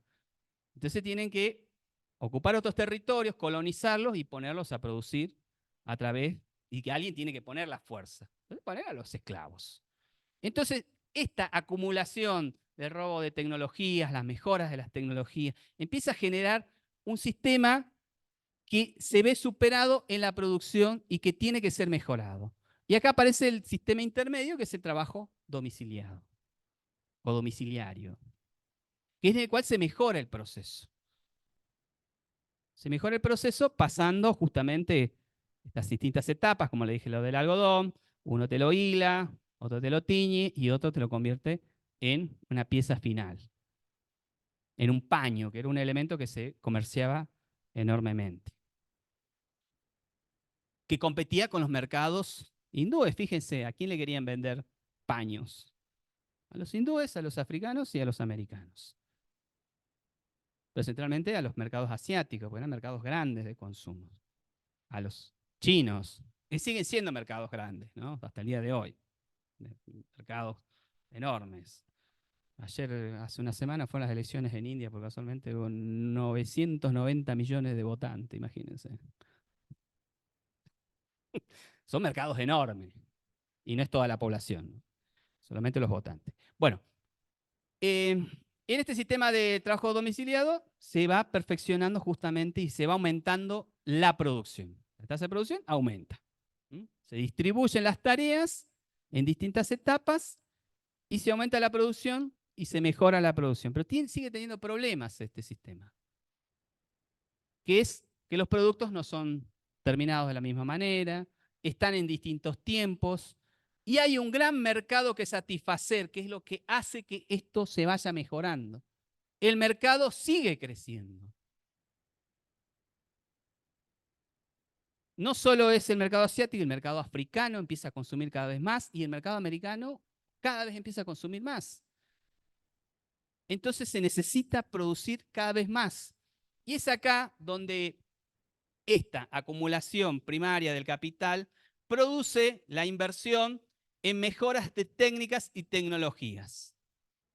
Es decir, estos sectores burgueses toman una gran parte de la riqueza, contratan a gente especializada que les pueda mejorar los procesos mecánicos y producen nueva tecnología, que es una constante que se va a reproducir durante los siguientes siglos, ¿no? Esto de contrato una serie de investigadores que me diseñen, me mejoren y me perfeccionen un producto para poder después venderlo en el mercado. Eso es una constante que hay. Y se desarrollan nuevas tecnologías que permiten dar paso al trabajo manufacturado, que establece en la línea de producción que vuelve otra vez al taller, como el artesano, otra vez todas las máquinas son ubicadas en un solo galpón y todas las etapas se producen en línea. Se van produciendo y se mantiene la calidad y se logra triplicar la producción. Es decir, producirse una gran cantidad de productos de mayor calidad para poder satisfacer estos nuevos mercados. Este trabajo manufacturero es donde se empieza a transformar esta sociedad campesina en asalariada y es donde se transforma toda esta sociedad. Llegan a la conclusión de que la esclavitud ya no es necesaria para la producción. Y aparece el proceso de industrialización. Una de las máquinas más famosas es la máquina de Crompton, el telar de Wright, no tela. El telar de Wright, que son máquinas, o la mula de Crompton, que le dicen, que son máquinas hilanderas grandes que llevan a través de un proceso que se descubre con la utilización de una nueva fuente de energía, que es la máquina de vapor que usa carbón, que es algo que se usa ya desde hace mucho tiempo para calentar, ¿no? El proceso es muy sencillo de entender, pero muy complejo de aplicar. Una máquina que produce presión, el calor se transfiere hacia un tambor donde hay agua, esta agua es expulsada a muy alta presión y esto produce un movimiento con unos pistones. Y así, este movimiento constante, una transferencia a una rueda, y esta rueda empieza a girar y produce todo el movimiento maquinario que es transferido a través de poleas. Y dice, wow, qué locura, ¿no? Impresionante. Pero fíjense todo lo que demoró en desarrollarse esta tecnología. No es que algo que se haya podido producir en ese momento, los griegos ya habían inventado la máquina a vapor, pero nunca la desarrollaron. ¿Por qué? Pues no necesitaban la fuerza de trabajo esa. No necesitaban producir grandes cantidades. No había la necesidad. En este momento sí existe esa necesidad. Se producen estas máquinas que van a ser la base del funcionamiento motriz de toda la industria del modelo capitalista hasta nuestros días. Se va a cambiar las fuentes de energía, se va a pasar de carbón a electricidad y a combustibles fósiles, y es como funcionan hoy en día todos nuestros aparatos, ¿no? Entonces se sube en un auto, ¿qué hay? Se llama combustible, explota, se quema, hace el motor, y eso se transfiere a través de una transmisión a una rueda. Agarran una mini pimer que tiene una fuente de energía a través de un motor eléctrico, ¿no? De unos campos magnéticos que se producen en una inversión polar, y eso gira y se mueve el motor. Funcionamiento básico de todos los motores del mundo, con distintas fuentes de energía, pero todos funcionan de la misma manera. Estas tecnologías que son costosísimas, que no es tan barato, por eso se necesita una gran acumulación primaria del capital. No es que estas máquinas, se me ocurre ayer, se me ocurrió, la fui, la diseñé y me funcionó. No, necesitan muchas pruebas, mucha inversión, mucha cantidad de recursos, mucho conocimiento para llevar adelante esta producción. Una vez que se van perfeccionando estos sistemas, se produce lo que nosotros conocemos como la industrialización o la maquinofactura. Estos procesos que elevan a niveles muy altos la producción. Es decir, si vos producías en el sistema artesanado por día. Un paño en el sistema domiciliado producías por día 10 paños, en el sistema manufacturado producías 100 paños, en el sistema industrial producís 10.000 paños. Fíjense la elevación de la producción y de la calidad que hay. Y hay una concentración de la producción industrial que es en Inglaterra, ¿no? En las grandes ciudades como Liverpool, Hampshire, Londres, que es donde se produce esta gran concentración de estas industrias. Y hay esta transformación del campesinado a convertirse, y hablamos de campesinado en Inglaterra porque la gran masa de la producción en Inglaterra es el campesinado. Posteriormente van a ser todos estos esclavos libertos que van a quedar en los territorios africanos y americanos. Pero estamos hablando de Inglaterra. Este campesinado que se lleva la primera etapa de la migración que se conoce como del campo a la ciudad, en esta etapa de industrialización. Una migración que se va a repetir en los siguientes siglos, ¿no? Cada vez que se desarrolla una nueva tecnología y una revolución, se produce otra vez una nueva migración. Bien, ¿cómo se hace? ¿Cómo lo convencen al campesino que está en el campo, ¿no? Tiene su producción? ¿Cómo lo convencen? Primero, el elemento de la propiedad privada es un elemento básico y central. ¿A quién le pertenece la propiedad del campesino? Pregunto. ¿Ah? Al campesino, dice. ¿Alguien más tiene otra opinión? ¿A quién? Al señor feudal. ¿Y el señor feudal a quién le responde? Al rey. Toda la propiedad es del rey y está administrada por los señores feudales. ¿Quiénes están en sociedad durante esta expansión del mercado mundial con estos sectores feudales? Los sectores comerciales. ¿Qué necesitan ellos para poder tener trabajadores en estas fábricas? Necesitan fuerza de trabajo y tiene que venir de algún lado. Entonces establecen políticas para poder obligar al campesinado a que abandone los territorios donde producen. ¿Cuáles son estas políticas? Sí.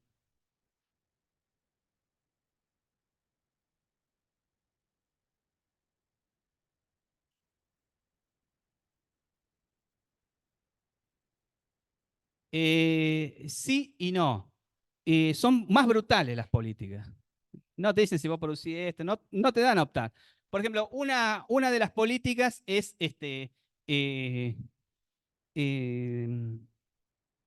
multar con cárcel al que extraiga madera o turba de los campos del señor feudal. Entonces, vos necesitas madera para poder cocinar, para poder calentarte, o turba, que es un elemento de una tierra que tiene una gran cantidad de brea, que se la corta, se la seca y es como un carbón, y que tiene una enorme cantidad calórica, mucho más que la madera.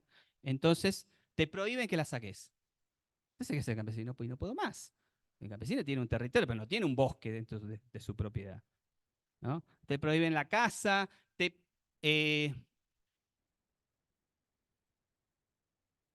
marcan los territorios por donde podés circular. Te dicen, bueno, vos podés ir por acá ya no podés ir, tenés que pagar impuestos. Te suben la tasa de impuestos.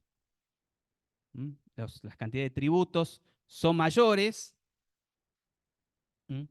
Y con lo cual el campesino poco a poco se ve obligado a tener que salir de donde está produciendo y tener que buscarse otra forma de subsistencia. Pero también hay políticas de tratar de convencer que la mejor forma de vivir es con un salario. Es decir, si vos tenés un salario, vas a vivir mejor que como un campesino. Son discursos que se van estableciendo y tratando de convencer a estos campesinos. Y después la fuerza coercitiva. Si no querés, te voy y te saco directamente. ¿No? No, hay una orden de que todos estos territorios tienen que ser devueltos. Pero yo vivo ahí, no, listo. Vamos, te mando a la fuerza y te saco, te echo. Y esto produce una gran cantidad masiva de campesinos que se ven obligados a mudarse a las grandes urbes. a vender su fuerza de trabajo, que es lo único que tienen. Y aquí se van transformando en obreros, en asalariados, en la cual dice ahí, el obrero no puede ser semicampesino, es lo primero. Es decir, no puede estar en la etapa intermedia. Antes era campesino, ahora es obrero. No, yo quiero estar en el medio, quiero ser semicampesino, tengo aquí mi huertita, tengo mis animales. No puede ser, porque el elemento de la propiedad privada no lo tiene. No tiene tierras, no tiene una casa, no tiene maquinaria para producir, no es dueño. No puede ser semicampesino. Y no produce para sí una vez que se transforma en obrero. Antes como campesino producía una parte para sí. Ahora ya no produce más. Produce para el sector burgués. Y a partir de ahí inicia todo un proceso de transformación de las siguientes generaciones hasta el día de hoy. Hasta el día de hoy, lo repito, nosotros somos parte de esa transformación, en la cual se nos inculcan nuevos valores en el sistema capitalista. Uno de esos es la disciplina de trabajo, cumplir horario de trabajo. Antes el campesino no cumplía. Sabía que tenía que levantarse en la mañana, trabajar en su campo, pero llega a cierta hora y decía, bueno, ya está. Y se iba a su casa a hacer otra cosa. Acá se establece esto como la disciplina de trabajo, que nos inculca educativamente. Entrar a una hora de trabajo, no llegué 5 minutos tarde a la escuela. No pone falta. Sistema de sanciones.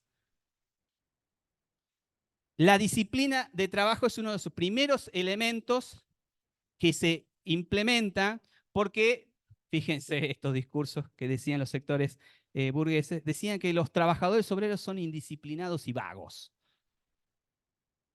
No cumplen los horarios, son vagos, no trabajan. ¿Habrá escuchado a alguien que dijo eso alguna vez? Muchas veces, ¿no? Son vagos, no quieren trabajar, dicen, ¿no? Son indisciplinados, no quieren hacer sus tareas. Bueno, son los primeros elementos que se van estableciendo desde los sectores burgueses. No es que el obrero dice, no, che, yo voy a decir disciplina. No. Son impuestos por las fuerzas y las sanciones. Aprende los ritmos de la máquina, es decir, conocer el ritmo de la máquina, aprende los tiempos, ¿no?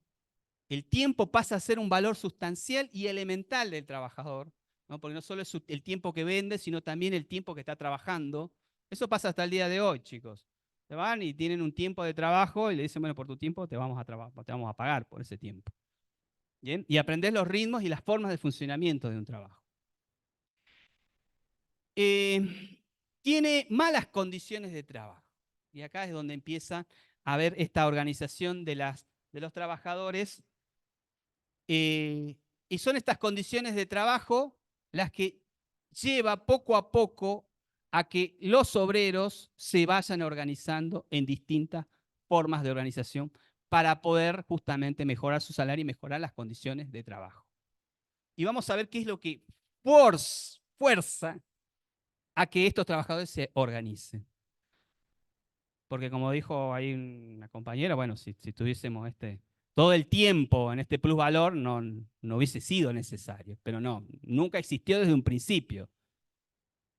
Se emplea mujeres, niños, hombres, principalmente mujeres y niños, porque cobran menos, y se empiezan a producir por primera vez los barrios obreros, los barrios donde viven hacinados y en muy malas condiciones los trabajadores. Cuando hablo de muy malas condiciones, estoy hablando de muy malas condiciones, sin posibilidad de acceder a agua, ni siquiera a agua limpia, porque los sanitarios estaban ahí y desembocaban en el arroyo donde sacaban el agua para cocinar. Imagínense esas condiciones de trabajo. Condiciones de trabajo que también, como por ejemplo, como los sistemas de camas calientes. ¿Qué son los sistemas de camas calientes? Bueno, no tenías para poder tener una casa alquilar, bueno, te alquila una cama. Entonces vos dormís en esa cama tales horas, te despertás, te vas a trabajar y entra otra persona a dormir. Eso se llama sistema de camas calientes. Ya no te alquila la casa, te alquila la cama. Trabajadores que no podían con sus salarios comprarse ropa. Imagínense, producen ropa para todo el mundo, pero no pueden comprarse, no pueden vestirse bien, viven harapientos, sucios, en malas condiciones de alimentación.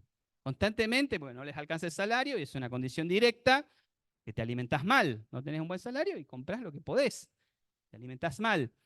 Y el hacinamiento, que es un elemento que aparece en esta época por primera vez, que es una gran masa de trabajadores viviendo en un pequeño espacio. Todos ahí compactados, hacinados, apretados.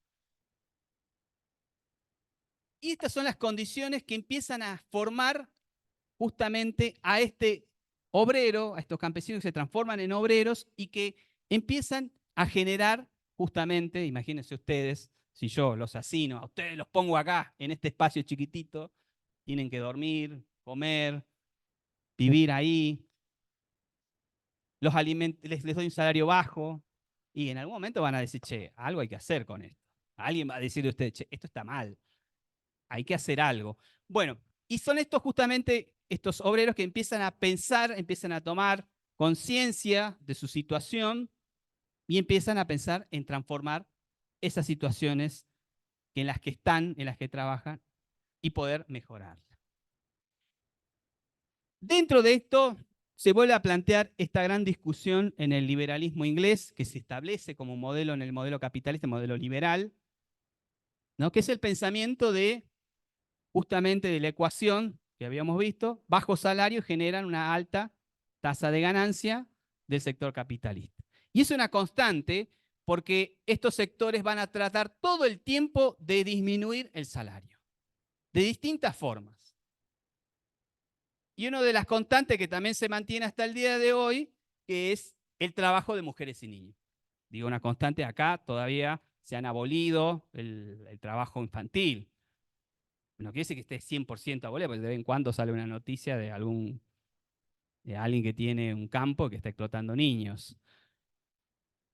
Pero legalmente está abolido, está prohibido, mejor dicho, ¿no? Pero el salario de la mujer históricamente siempre ha sido menor que el de los hombres, hasta el día de hoy. No es algo que se ha mejorado, se ha luchado, las mujeres han obtenido grandes derechos, pero el salario siempre sigue siendo menor que el de los hombres. Es decir, desde un principio siempre la mujer obtuvo menores salarios que de los hombres. Solo porque justamente las condiciones de la fuerza de trabajo. Porque las mujeres pueden ofrecer menor resistencia. Ahí sí, menor resistencia, es decir, a estar luchando. Un niño ni pensarlo, ¿no? Justamente por eso. Sí.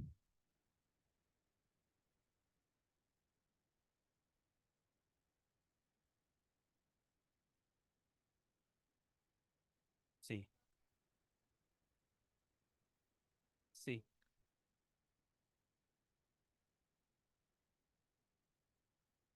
¿Cómo?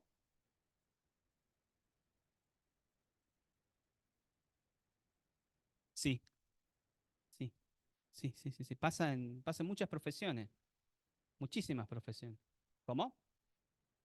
En la actuación, en el cine, pasa en muchísimos trabajos que las mujeres siempre cobran menos que los hombres, ¿no? Y esto ha sido una constante desde el principio.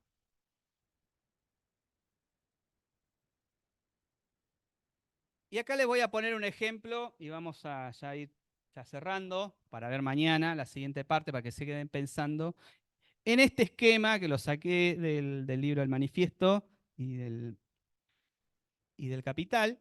Esta es una estructura, por favor, no saquen foto, está grabado esto.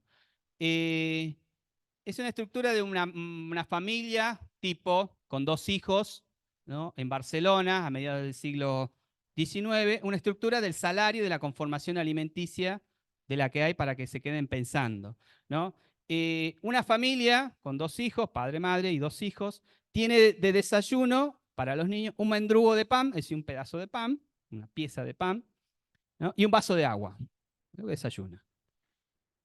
Los padres comen un pedazo de pan y una sardina salada, como desayuno. Pedazo de sardina salada. Como almuerzo, 400 gramos de porotos. Toda la familia se lo dividen, ¿no? 4 personas, es decir, 100 gramos cada uno de porotos. Y de cena tienen 1,4 kg de papas.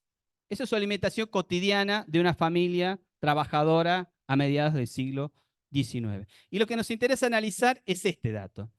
Esta comida representa el 53,62% de los gastos familiares. Es decir, de todos los salarios, porque trabaja los dos hijos, la madre y el padre, todo esto de lo que ganan, destinan el 53,62% de todo lo que ganan a esa alimentación. Y solamente el pan se lleva el 51,65% de ese 53%. Fíjense el costo del pan, para que tengamos una idea de lo que es. Y con el resto que les queda, ¿no? Les quedará un 46% de salario, sumado, estamos hablando del salario de los dos hijos, porque los dos hijos también trabajan, el padre y la madre, logran satisfacer el resto de las necesidades. No sé si logran, digámoslo, intentan satisfacer. Fíjense esto porque lo traigo acá para que pensemos en lo que nos pasa hoy en día, que a pesar de que los números son distintos, no estamos tan distanciados. ¿Cuánto del salario se va en alimentación hoy en día de un trabajador? No sé si vos tenés el dato, Lalo. Es altísimo el salario que se va al trabajador. ¿Cuánto cuesta alimentarse cotidianamente? Es cara la comida. Entonces, fíjense esta comparación, y lo traigo a acotación porque es también esto lo que va sumando esto de por qué los trabajadores se organizan. Es una parte también que se va sumando. Y acá tienen otro ejemplo, que es en Francia, un trabajador normal que trabaja 15 horas, ¿no? También en 1835, gana 300 francos anualmente. Estamos hablando de un periodo anual. 196 de francos los gasta en alimentos y 150 francos se los lleva solamente en pan a nivel anual. La alimentación central está basada justamente en el pan, algo que no ha cambiado hasta nuestros días, te digo, ¿no? Y a lo que voy es que justamente estos trabajadores, al verse sin poder alimentarse con lo básico, se encuentran en la necesidad de tener que mejorar sus salarios de alguna manera. Y es esto donde se empiezan a organizar justamente para poder trabajar. El pan es una constante que consumimos todos los días, es una constante en el valor del consumo. Es un alimento principal a nivel mundial, no es solamente en esta época. Y representa una gran parte de lo que consume una familia tipo. Estas condiciones, más sumado esto, mañana lo vamos a ver, las distintas multas y las persecuciones que hay a la clase obrera, hace que los trabajadores se terminen organizando en distintas formas de organización. ¿Van entendiendo esto por qué el trabajador asalariado va hacia estas formas de organizaciones obreras, estas luchas obreras? No es un elemento de que sea, no, se les ocurrió, son vagos, como decían, no, porque son vagos y no trabajan, están ahí todo el día al pedo y quieren hacer algo y se levantan. No, hay una serie de condiciones sociales, políticas y económicas que hacen que estos trabajadores se vean en la necesidad de organizarse. Bien, mañana vamos a ver estas formas de organización y vamos a ver también cómo los estados van tomando esta forma capitalista, se la apropian para poder organizarse y funcionar como estado y cómo funcionan desde ese momento hasta el día de hoy en este modelo capitalista. Si traen preguntas para mañana, vamos a arrancar bien con eso. A ver qué hora es. Sí, estamos ya sobre la hora. ¿Vamos bien? Bueno, gracias.